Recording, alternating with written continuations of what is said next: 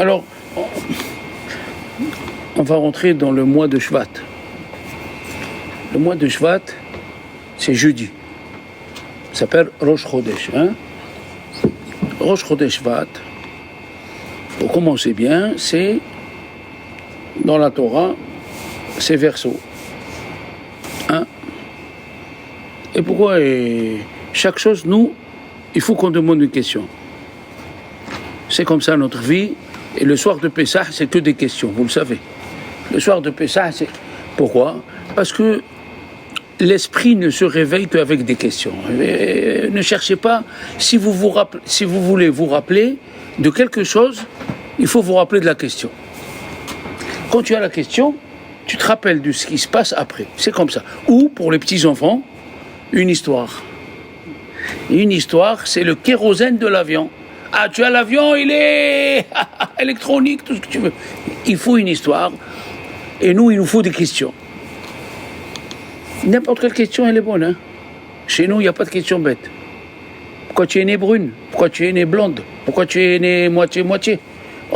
Tout est en relation avec là-haut. Il n'y a rien à faire, La question, elle est pourquoi il s'appelle Verseau ? Pourquoi c'est l'eau ? Alors, Moshe Rabbeinu, il a décidé d'écrire le Sefer Torah avant de mourir le mois de Shvat. Un mois avant qu'il meure, il est mort le 7 Adar.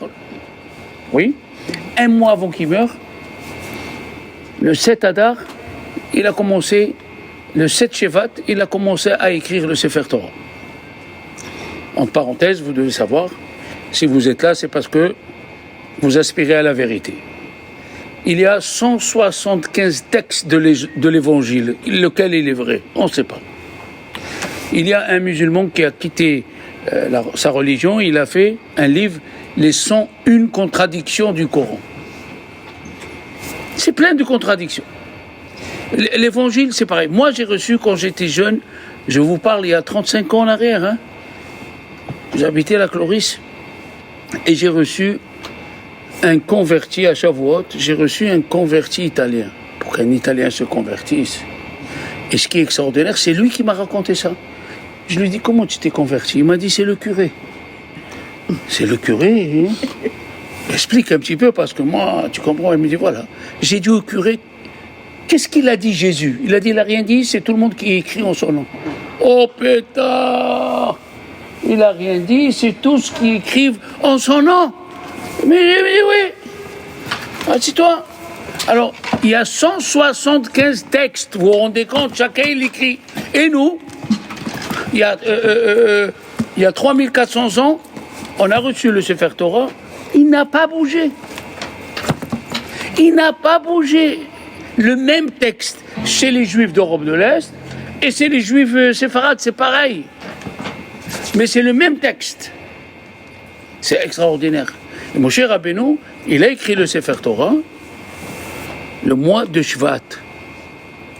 Et c'est extraordinaire. Je vais vous demander, vous, une petite question indiscrète, mais peut-être vous connaissez la réponse, elle est facile, Qu'est-ce que c'est le mot pasouk en français ? Verset. Un pasouk, c'est ? Un verset. D'où il vient le mot verset ? Verso. Ah oui, madame. Voilà, vous avez compris. Moshe Rabbeinu a écrit le Sefer Torah le mois du verso, qui est de l'eau. La Torah est comparée à l'eau, Donc, verso, verset. Voilà. Et là, on va amener des petites preuves tout doucement, vous allez voir où je veux arriver. Le mois de Shvat, en hébreu, en français, c'est verso, mais en hébreu, what is this en hébreu ? Déli. Oui, déli. Déli, comme ça, il est écrit dans le Sefer HaYetzira. Alors, on a dit encore une fois, le livre de la création a été écrit par quelle bête je suis, par Avraham Avinu. Avraham Avinu a écrit le livre de Sefer HaYetzira. Moi, je l'ai à la maison. C'est un livre très difficile, ça veut dire qu'il faut être très saint pour lire ce livre, parce que tu peux construire et créer ce que tu veux. C'est les lettres avec quoi Dieu il a créé le monde. C'est avec ce livre que le Maharal de Prague a fait le golem. Qui sait pas qu'est-ce que c'est le golem? J'explique, c'est pas. Le golem, mademoiselle, le golem en 1540 et quelques, oui, à Prague, vous connaissez l'accusation des curés que les juifs égorgeaient des petits-enfants catholiques pour faire la matzah. Alors, une accusation bête, puisqu'on continue à faire la matzah, et on n'a pas besoin de sang, c'est n'importe quoi. C'est de l'eau et de la farine. Le Maharal de Prague a demandé la permission à Dieu de créer un être humain pour sauver les Juifs de Prague. Et là, vous savez bien que pour l'homme, la personne, nous, on est créé de 4 éléments. L'eau, le feu, le vent et la terre. Il a pris ses élèves et ses beaux-fils, que chacun a un élément dominatif. Par exemple, moi, en tant que Cohen, quand j'étais jeune, j'étais rouquin. Le rouquin, il dit, le grand de ville, là, c'est celui qui est coléreux. C'est le feu, la couleur du feu. Tu as ceux qui parlent trop.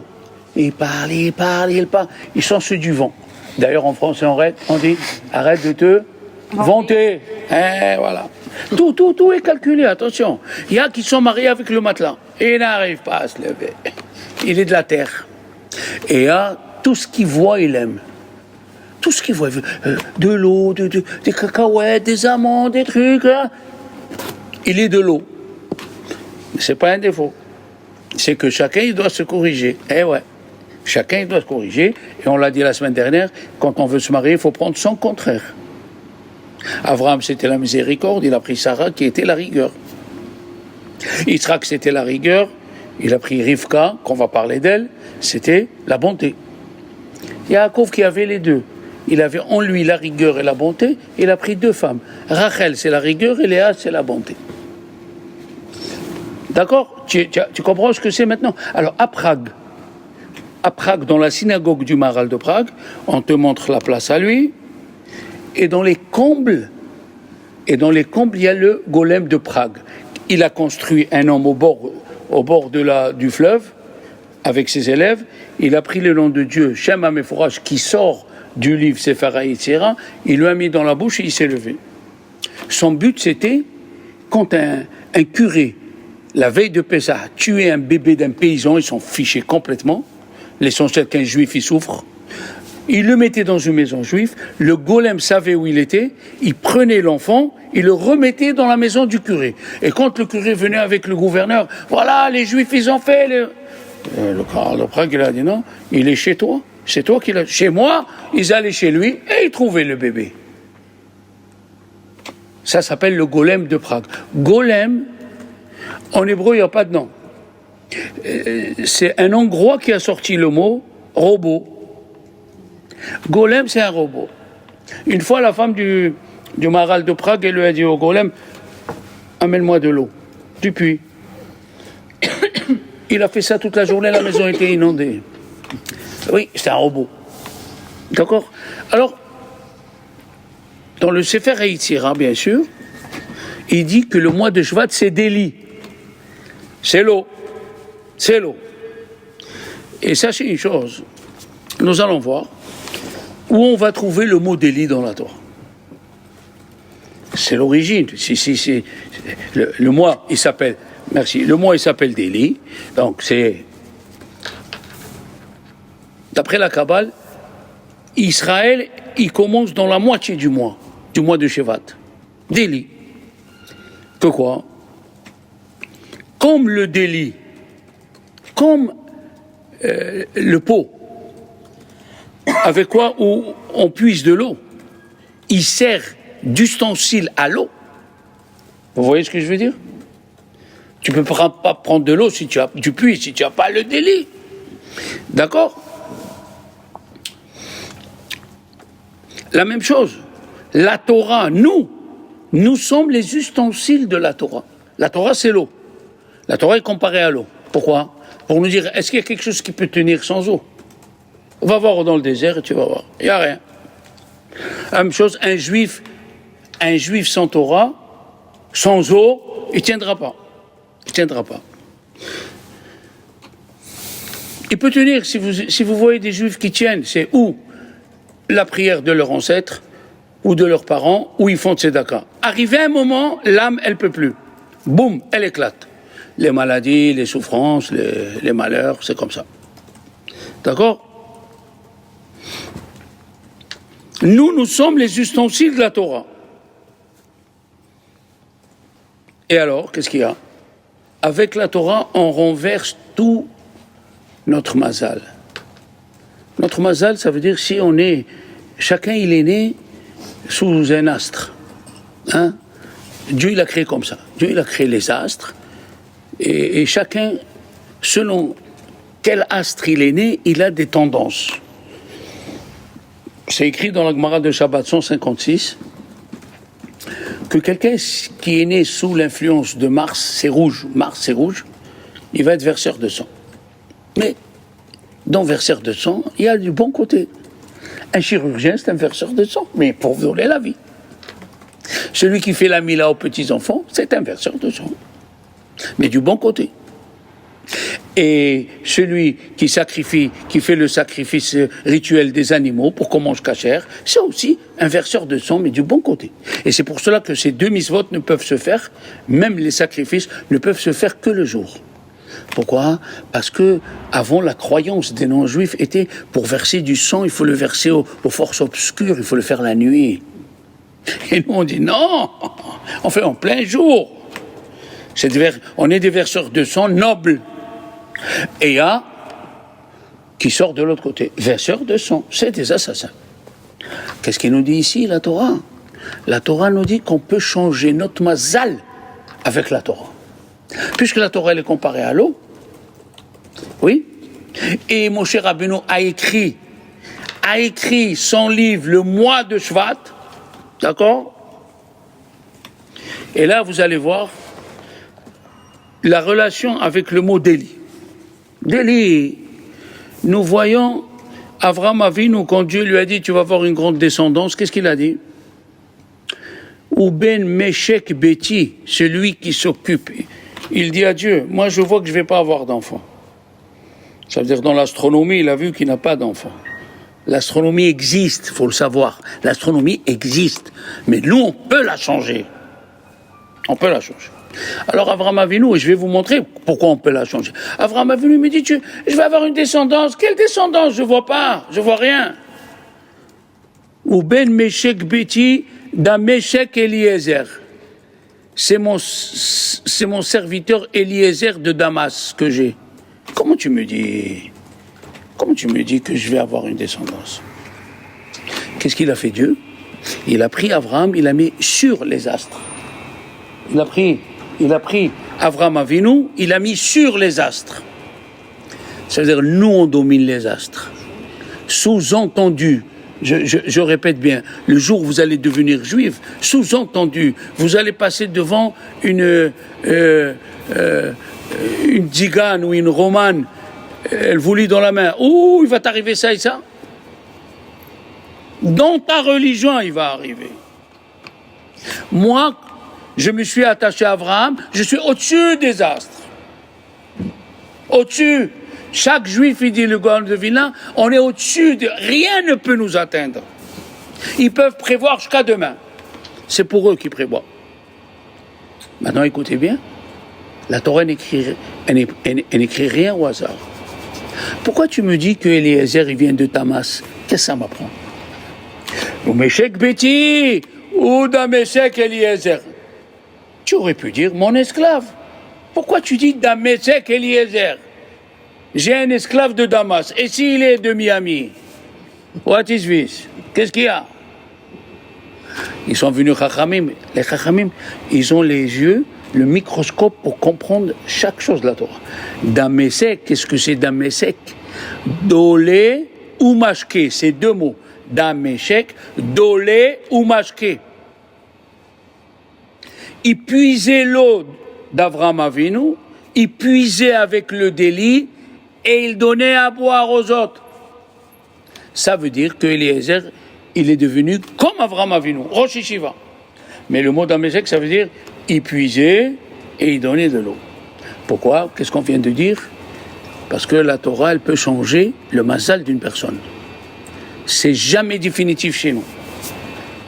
Même si un rave, écoute-moi bien, un rave, il te dit, toi, tu n'as pas de chance. Toi, tu vas mourir. Il peut dire ça, il peut dire. Il peut dire selon ce qu'il voit. Mais ce qu'il ne sait pas, ce qui est un prophète avant lui, je dis ça pour exagérer, un prophète qui s'appelle Ishaïaou, il est venu voir le roi Hiskiyahu. Il a dit, Hiskiya, tu vas mourir et pas vivre. Si tu vas mourir et pas vivre, tu vas mourir dans ce monde et tu ne vas pas vivre dans l'autre monde. Pourquoi? Tu t'es pas marié. Tu n'es pas marié, tu n'as pas amené un garçon et une fille. Il a dit, mais moi je vois que je vais avoir une descendance pas très bien avec Dieu, alors je ne veux pas me marier. Il a dit, ce que Dieu t'a caché et a caché des êtres humains, tu n'as pas le droit de te mêler. Il y a des décisions qui sont prises là-haut à notre sujet, ils n'ont aucune conséquence tant qu'on est là. On peut détruire toutes les conséquences de là-haut. Alors il lui a dit, bon, alors donne-moi ta fille et moi, on peut se marier, et on aura moi j'ai le mérite de mon père, et toi, j'ai le mérite de toi, que tu es prophète. Aujourd'hui, on ne peut pas parler comme ça. Avant, il parlait comme ça. Aujourd'hui, tu ne peux pas dire à une fille, tu viens chez son père, ou ça, bon, tu me donnes ta fille. Tu vois là. On n'est pas au supermarché ici. Mais avant, les tzadikim, ils parlaient comme ça. Les tzadikim parlaient comme ça. Yaakov, il a dit à Lavan, Yaakov, il était tellement pur. Il a dit à Lavan, donne-moi ma femme que je couche avec. On parle comme ça. La Gemara, elle dit, le dernier des Juifs, il ne parle pas comme ça. Yaakov, on est dans un autre système. C'était des gens très, très, très, très, très hauts. On peut même, pourvu qu'on soit les tapis de leurs pieds à Olam Haba. Des gens qui se sont détachés complètement de ce monde. Vous croyez que c'est pas pour rien que tous nos ancêtres ils se sont mariés tard? Ça vous dit rien? Pourquoi Yaakov il se marie à 75 ans au lieu de se marier à 18 ans? Pour tuer l'envie de la femme. Yaakov il a tué l'envie de voir une femme. Donc s'il s'est marié, c'est simplement pour faire la mitzvah que Dieu l'a dit de se marier. Et c'est pour ça que la Torah, le Ralbag, qui est le petit cousin du Ramban, il a dit, c'est pour ça que nos avot, c'est écrit dans la Torah, ils ont pris des Miss Monde pour se marier. Pourquoi? Ils n'avaient pas envie de voir une femme, ça leur disait rien. Qu'est-ce qu'il a fait Dieu? Leur mazal, il leur a fait une femme qui sort comme Chava, une beauté que tu ne peux pas détourner la tête. Pourquoi? Parce qu'ils se sont détachés de ce monde. Exactement. Ils se sont détachés. Alors, Eliezer, il est arrivé à ce degré qu'il s'est détaché comme Avraham Avinu, mais pourquoi? Parce qu'il a puisé. Il a puisé. Dolé ou mashke bitorato sherabo. Vous allez comprendre la suite. Quand il est parti chercher une femme pour Yitzhak, qu'est-ce qu'il a pris? Rivka. Pourquoi? Parce qu'elle a puisé de l'eau du puits. Ça veut dire que le futur du peuple d'Israël est assuré, que celui qui puise dans l'eau de la Torah, il peut changer. Oui, il peut changer. Il est parti chercher une femme qui ressemble à lui et à son rave, qu'ils ont puisé, d'Élie. Ils ont puisé avec on va dire les puisettes, mais les puisettes c'est troué, non? Non, c'est ça, j'ai pas voulu dire les puisettes. Le seau, il s'appelle les puisettes. Et quel est l'autre mot de seau en hébreu? Kad. Une cruche. Et qu'est-ce qu'il a dit à Rivka? Atinina maïm mikader. Donne-moi de l'eau de ta cruche. Vous voyez, la Torah elle est précise. Donne-moi de l'eau. Tu t'en fiches que ça vient d'une cruche ou d'une bouteille en verre. Qu'est-ce que tu me dis? Kader. Tu ressembles à la maison de mon père, de mon maître. D'accord? Maintenant, Yitro. Continuons. Yitro. Qui était Yitro? Yitro, c'était Cohen Midian. Il connaissait toutes les religions d'avant. Il connaissait la Avodah parce que Dieu, il a créé, il a donné la force au Satan. Bien sûr, le Satan, il a la force d'entraîner les gens à se tromper. C'est son but. Hein? C'est son but d'entraîner les gens, du plus petit juif au grand rabbin. Son but, c'est d'être là tous les jours, la Gemara elle dit, à chaque instant, quand tu dis, bon, là je l'ai eu. Quand tu fais, ils disent, Chachamim, le temps que tu souffles, lui, t'a préparé le prochain piège. C'est le Yetzarara. C'est le Yetzarara. C'est le Satan, c'est le Yetzarara, c'est tout. C'est son but. Par exemple, vous êtes en train de vous convertir, vous êtes des jeunes filles, bien en bonne santé et tout. Il va vous essayer de vous faire découvrir un jeune homme. Un juif, bien sûr, et quoi. Comme ça, il va vous troubler, vous n'allez pas faire la conversion pour Dieu. Vous allez faire la conversion pour un homme. Et ça change tout. Ça change tout. La force du Yetzarara. Yitro, il connaissait toutes les religions. Tout en camon, tout en carton, il connaissait tout. Tout.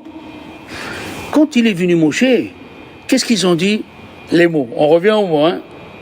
Qu'est-ce qu'ils ont dit les filles à Yitro quand Yitro leur a dit « Comment ça se fait, vous êtes rentrés de bonne heure ?» Parce qu'à l'époque, dans toutes les communautés, la femme c'est la dernière roue de la charrue. Ouais, quand ils venaient les bergers, ils poussaient les femmes et eux se servaient.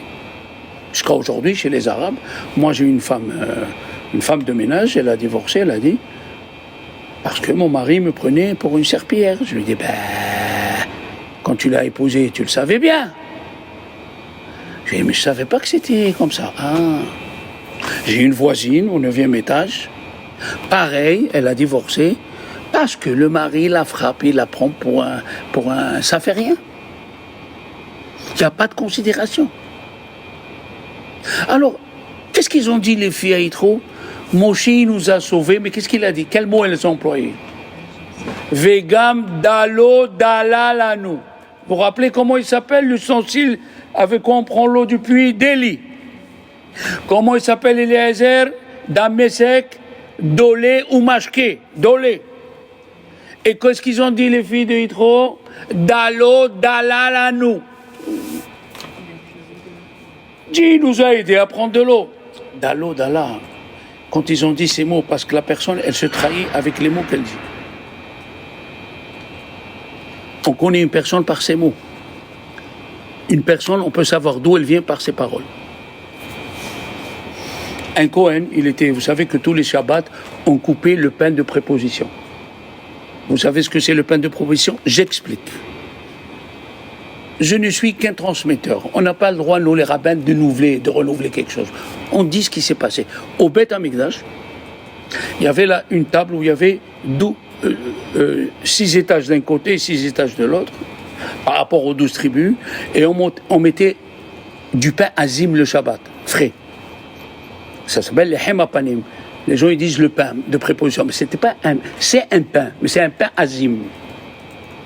Et après l'autre pain, on le sortait et on le distribuait aux Kohanim. Et il y a un Kohen, mademoiselle, il a dit « J'ai reçu un petit bout comme la queue d'un lézard. » Oh, les autres, ils ont dit « Quoi? Tu parles du pain de préposition, la queue d'un lézard ?» Ils sont partis chez le chef des Kohanim. Ils ont fait l'enquête. C'était un faux Kohen.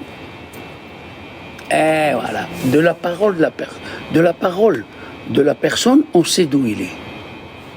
Il y avait parmi les élèves de Rabbi Yochanan, il y avait un élève, il disait Arabe, le bord de mer, c'est beau le bord de mer, les rochers, le bleu, Rabbi Yochanan. Chaque fois, il lui cassait la tête, le bord de mer, les trucs. Il lui a dit Amen Taktouba, parce qu'avant on écrivait d'où tu viens. Ils ont remonté, ils venaient de la tribu de Zébouloun. Et qu'est-ce qu'il a dit à Yaakov au sujet de Zébouloun? Tu habiteras au bord de mer.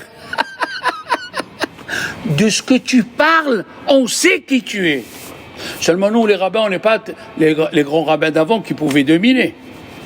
Une chose, on est sûr. Une personne, que ce soit une femme ou un homme, qui dise des gros mots, c'est que l'année elle est pourrie. Il faut qu'elle passe beaucoup de... Pas de gros mots. Il ne faut pas qu'il sorte un gros mot de ta bouche. Il ne faut même pas dire je te jure, il faut dire je te promets. Pas je te jure. De ce qu'on parle, on sait qu'est-ce que c'est, d'où elle vient la personne. On sait de quelle âme elle est. Et plus la personne elle est tzadékette, elle parle moins avec les gens. Il faut faire attention. Qu'est-ce qu'ils ont dit les filles d'Yitro? Revenons à nos moutons. Vegam dalo dalalanu. Ils ont employé le mot dalo dala, qu'il a parlé Eliezer, qui vient du mot délit. Qu'est-ce qu'il a dit, Yitro? Yitro qui comprenait tout. Il a dit, mes filles parlent dalo dala. Mais dalo dala, c'est le mois de Shvat. Hein? Il a dit, Lama azavtem et ish. Pourquoi vous avez abandonné cet homme? Ish, la Gemataria 311. Ouais. Le mois de Shvat, Gemataria 311. Il a compris que c'est celui-là qui va écrire la Torah, qui va donner la Torah.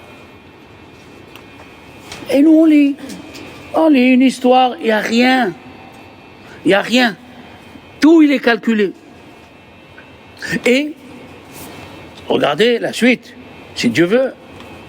Dans la Mishnah, vous savez ce que c'est la Mishnah? La Mishnah, la Torah orale. La Torah orale, elle a commencé au deuxième temple. Elle s'est transformée en mot Mishnah. Mishnah qui veut dire en hébreu étudier. Les chanot, c'est étudier, comme c'est écrit dans le schéma Veshinantam levanecha. D'accord?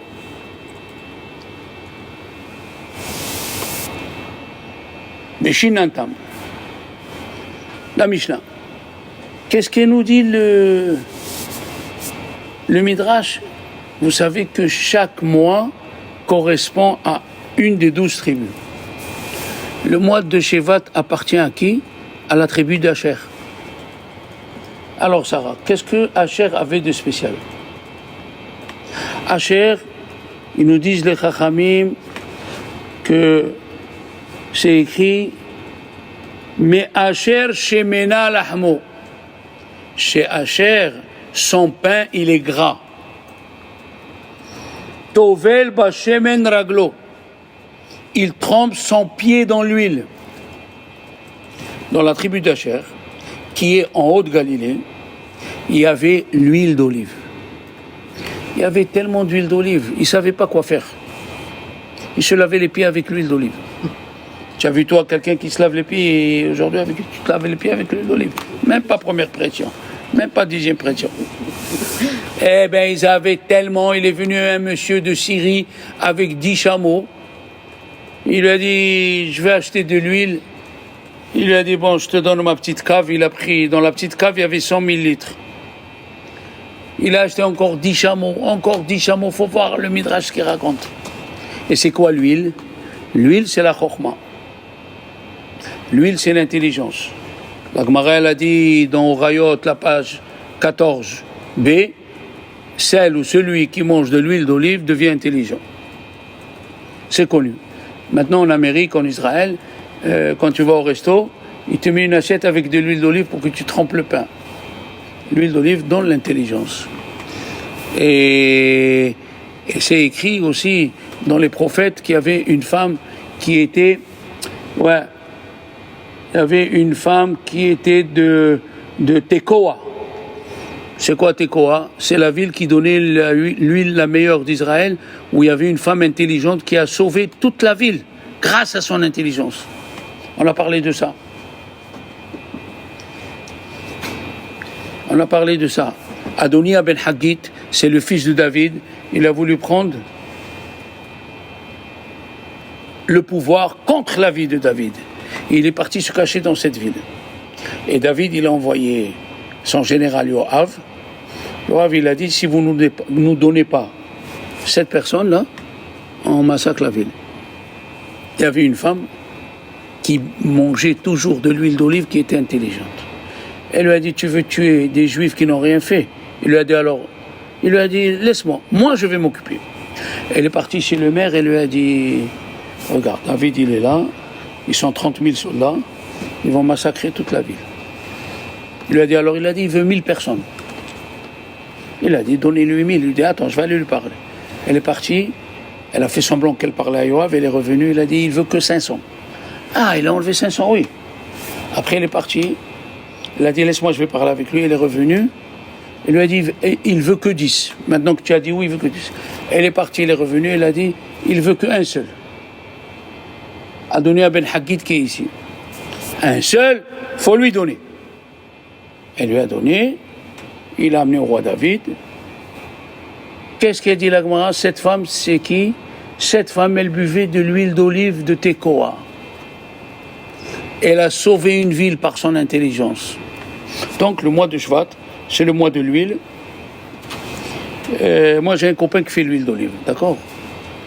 Et là, je lui ai posé une question que peut-être vous êtes posée, peut-être pas. Je lui ai dit, dis-moi, Chazria, pourquoi dans les supermarchés, il n'y a pas l'huile d'olive de Grèce? L'huile d'olive d'Espagne, l'huile d'olive d'Italie, l'huile d'olive de vin. Il m'a dit, c'est la plus chère. C'est la plus chère parce que c'est la meilleure. Alors, il y a un copain qui travaillait à côté de la Plaine. Vous connaissez le marché de la Plaine? Il m'a dit, je vais t'amener de l'huile d'olive de Grèce. Il m'a amené l'huile d'olive de Kalamata. C'est des oliviers qui ont 3000 ans. Tu as compris? Ah, c'est un autre monde. Hein? C'est un autre monde. Bon, qu'est-ce qu'on voit d'ici? On voit d'ici, le mois de Shvat, il a quelques singularités qu'on ne voit pas dans les autres mois. Hein? Maintenant, nous avons une discussion entre Beth Shammai et Beth Hillel, l'école de Shammai et l'école de Hillel. C'est quoi le Rosh Hashanah des armes? C'est quand? Bientôt, c'est ça, c'est ça. Alors Beth Shammai dit, Rosh Hashanah c'est le début du mois. Beth Hillel dit, le 15 du mois. Alors, prenez ce principe. Moi j'ai mis du temps à le digérer. Prenez ce principe. C'est pas possible que des chachamim discutent dans la réalité.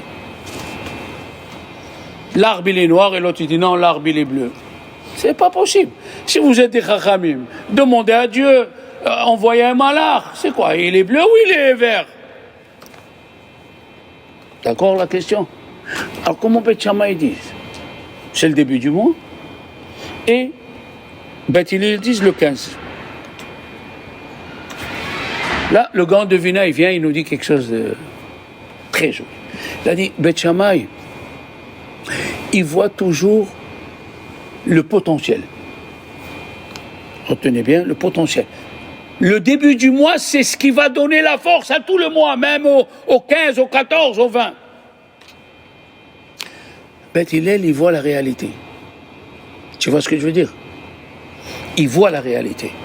Et là, il a amené des exemples. Beth Shammai dit, le premier jour de Hanouka, tu allumes 8 bougies. Après, tu vas en régresser. Beth Hillel, il dit non. 1, 2, 3. Quelle est la discussion entre eux?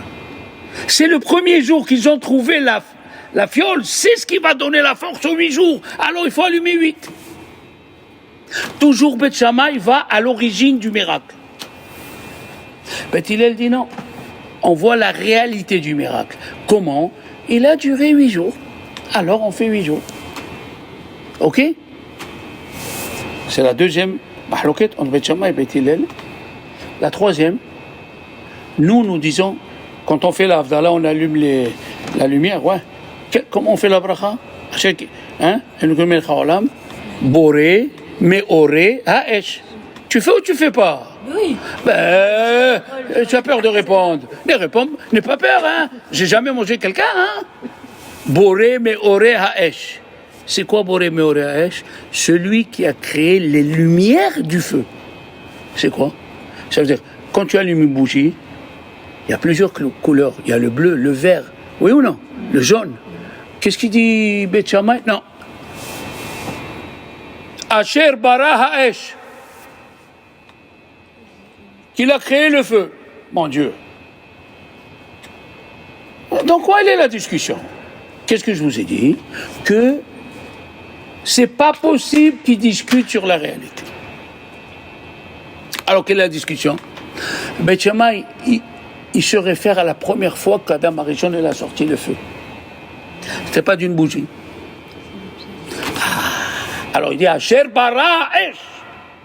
Asher bara. Encore une fois, mes Beth Hillel, ils suivent la réalité. La réalité. Quand tu allumes la bougie, tu as plusieurs couleurs. Donc voilà, j'ai amené 3 exemples, il dit le grand devinant. On ne peut pas dire que Beth Shammai et Beth Hillel font discussion sur la réalité. Alors maintenant, revenons à la Gemara. Comment Beth Shammai disent que le Rosh Hashanah, pour les arbres, c'est le début du mois. Et Beth Hillel, ils disent le 15 du mois. C'est quoi? Alors, je ne sais pas si vous savez, mais dans l'arbre, dans l'écorce, il y a 5 choses que Dieu a créées. Les choses qui nous concernent. Bon, la première, c'est l'écorce. Le dernier, c'est l'arbre mort qui ne bouge pas. Entre eux, il y a 3 choses. Il y a le kabom, il y a le xylène et le phloème.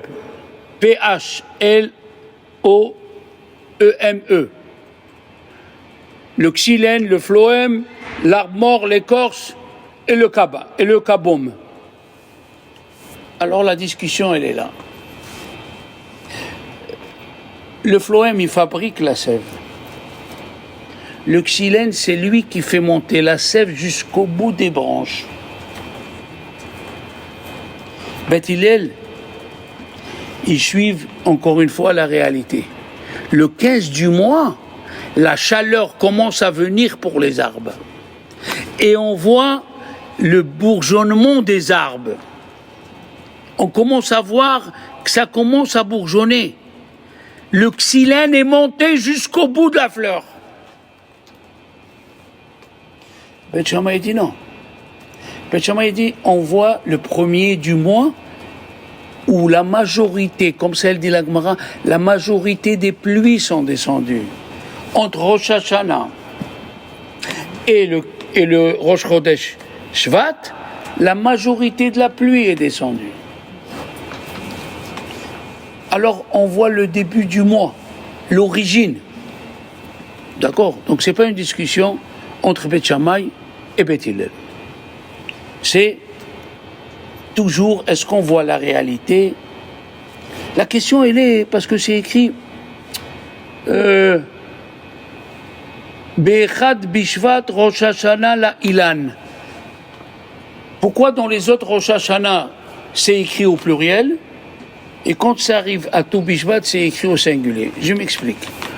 Dans la Mishnah, c'est écrit Be'echad, Be'elul, Rosh Hashanah, les Ma'aserot. C'est écrit au pluriel. Be'echad, Sivan, Rosh Hashanah, la Perot. Pour les fruits. Nissan, pareil, la Tevuot pour amener le blé. Quand c'est arrivé à Tou Bishvat, c'est écrit Betou Bishvat, Rosh Hashanah la Ilan. La Ilan. Pourquoi tu ne dis pas la Eitzim? Quand tu ne dis pas aux arbres? Quand tu dis la Ilan? Alors, les amis, écoutez bien. Hag Shavuot, on a dit Rosh Hashanah l'Ishté Aleichem. Mais pour nous, c'est la. Alors écoutez bien. Le 3e jour, Dieu il a dit à la terre donne les herbes et Etz Peri. Comme on a compris nous depuis qu'on est jeune, des arbres fruitiers. Qu'est-ce qu'il dit Rashi? La terre, elle a désobéi à Dieu. Elle a donné tous les arbres fruitiers, mais l'écorce est dure et le fruit il est bon. Il n'y a qu'un seul arbre, le hétrog, que l'écorce et l'arbre ils sont bons. Alors pourquoi c'est écrit dans la Torah Vayar Elohim Kitov? Dieu il a vu que c'était bien. Qu'est-ce qui est bien? La terre qui désobéit, c'est bien? C'est quoi c'est bien? Alors, le Tosafot, il pose la question. Comment c'est écrit c'est bien alors qu'elle a changé? Je t'ai dit, fais-moi un cake et tu me fais un poulet aux olives. C'est pas ça que je veux. La Torah nous dit que le vendredi, quand il est né Adam Arishon, il a vu la terre. Il a vu déserte, il voyait des choses que nous on ne voit pas. Il a vu sous la terre des arbres, il a vu les salades, les légumes.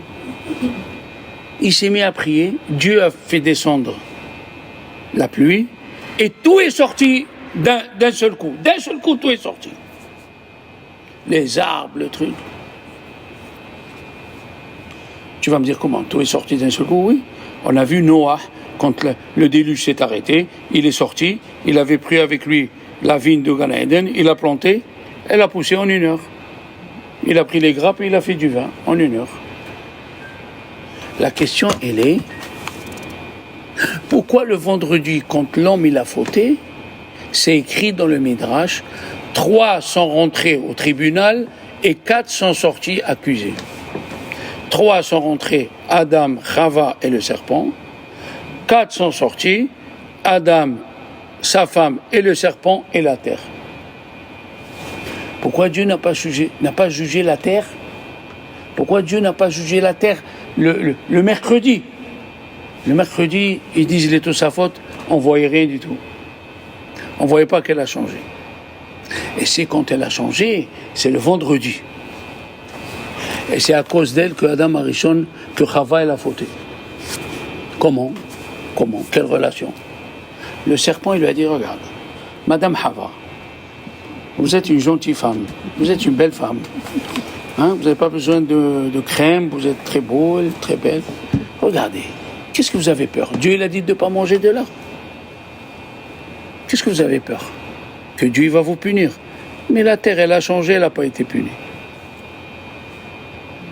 La terre a changé. Elle n'a pas été punie. Alors toi aussi, tu peux manger et tu ne vas pas être puni. Vous voyez l'origine du péché? L'origine du péché, c'était ça. C'est que le serpent a réussi à détourner les paroles de Dieu. Qu'est-ce qu'ils te disent les goïms à l'université? Tu es une fille. Moi, j'avais des élèves au Ganami qui étaient à l'université. Qu'est-ce qu'ils leur disaient les goïms? Ah, tu veux pas qu'on te fait la bise? Pourquoi en te faisant la bise, tu vas tomber enceinte? Le Satan, il a ses paroles. Le Satan, il a sa façon de voir qui te piège. D'accord? Il est très malin. Donc la terre, elle a fauté. Et parce qu'elle a fauté, l'homme a fauté. La personne, la femme a fauté. Mais Rabbi Israël Me'apta, un très très grand rab, Rabbi Israël Me'apta, il a dit une chose qui va nous vraiment... C'est fantastique.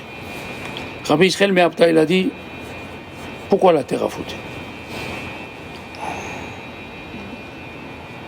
Pourquoi la terre, elle a fauté? Why? Pourquoi? Vous savez pourquoi elle a fauté? Pour nous sauver à nous. Qu'est-ce qu'il a dit à Adam Arishon?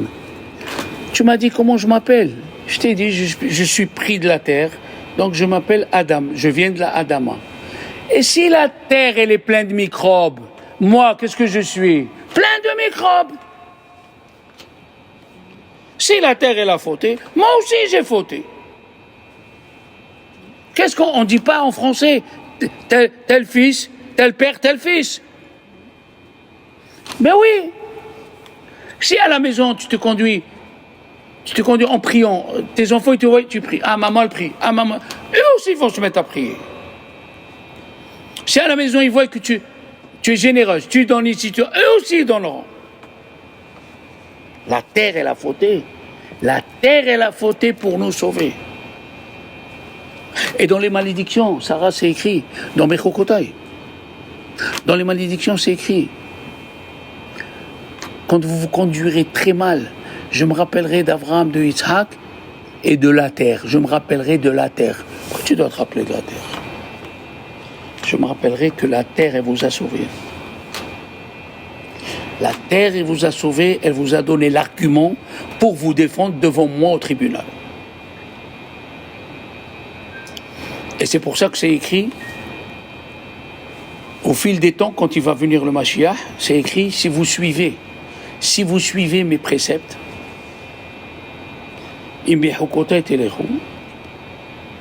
si vous suivez mes préceptes, mais maintenant arrêtez-vous là, la terre donnera sa production,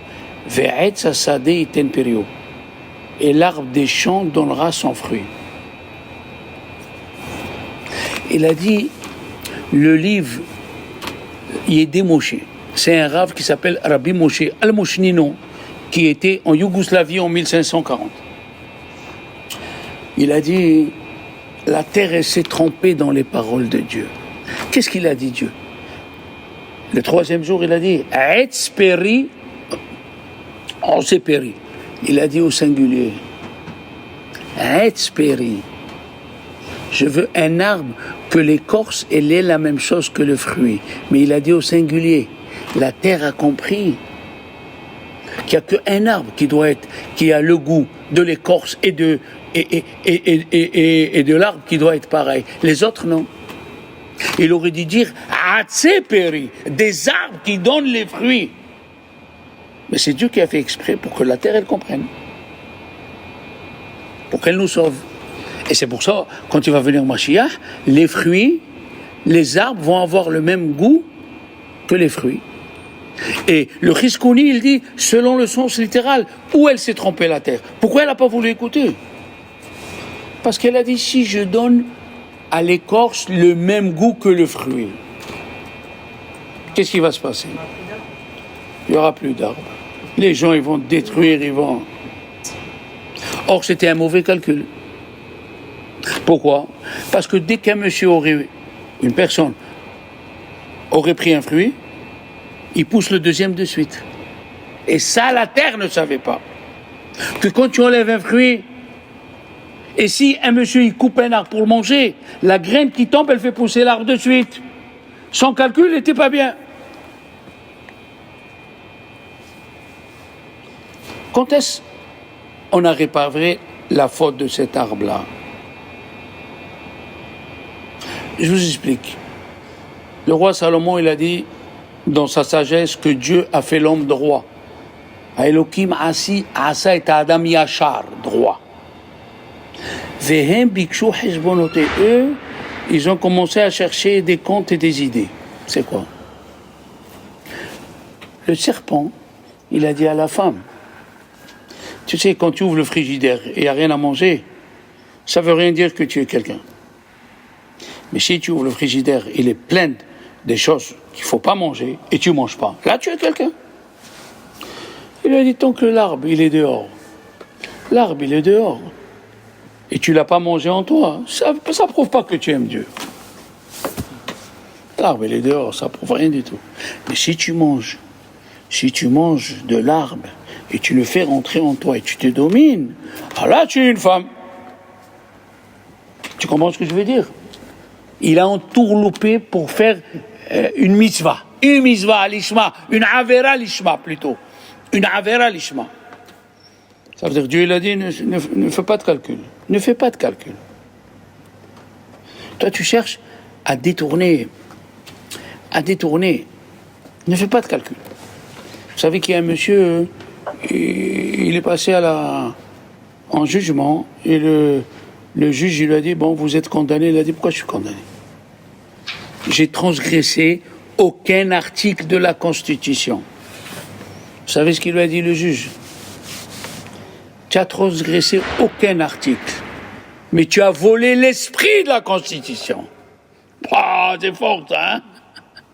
Tu n'as pas transgressé, mais l'esprit de la Constitution n'était pas ça. Tu vas à l'université Shabbat, tu prends ni stylo ni rien, tu t'assois.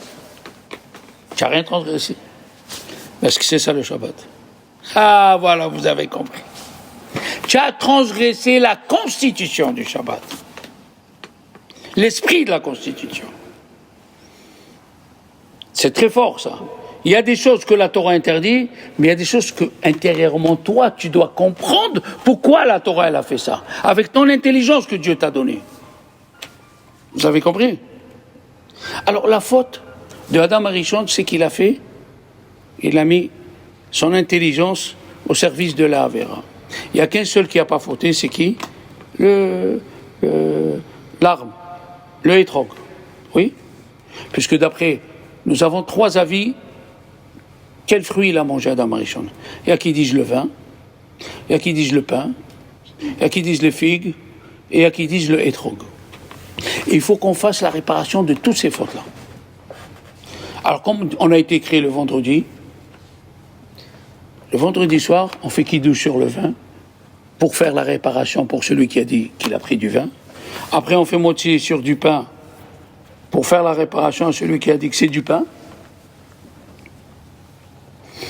Et c'est une mitzvah d'après la Kabbalah, je vous le dis, de manger une pomme le vendredi soir, 1 ou 2 pommes. Parce que le Zohar appelle le champ de Gan Eden Hakal Tapuhim, le champ de pommes. Mais la Gemara dans Shabbat, elle a dit, les Juifs, quand ils ont reçu la Torah, ils ont dit Naaseh Venishma. Ils ont fait le tikkun. Ils ont fait le tikkun depuis la création. C'est quoi Naaseh Venishma? On fait, après on écoute. C'est-à-dire, on ne réfléchit pas. C'est ça la réparation. Moi, je disais toujours, si mon Rav était vivant, il m'aurait dit, va Aix-en-Provence à pied, je serais allé. Tellement on était attaché à notre Rav, tout ce qu'il nous disait, pour nous, c'était le saint des saints. Qu'est-ce qu'a dit la Gemara? C'était pas des pommes. C'est le hétrog. Le hétrog, il donne les fruits avant, il sort le fruit avant les feuilles. D'habitude, il y a les feuilles. Après, il y a the fruit. Non, ici d'abord, il y avait the fruit, après les feuilles. C'est Naaseh Venishma. Et alors maintenant, on répond à la question, finished, pour arriver à cette question formidable. Pourquoi à Tou Bishpat, on ne fait pas Tachanun? Pourquoi à Tou Bishpat, on ne fait pas des supplications? Pourquoi?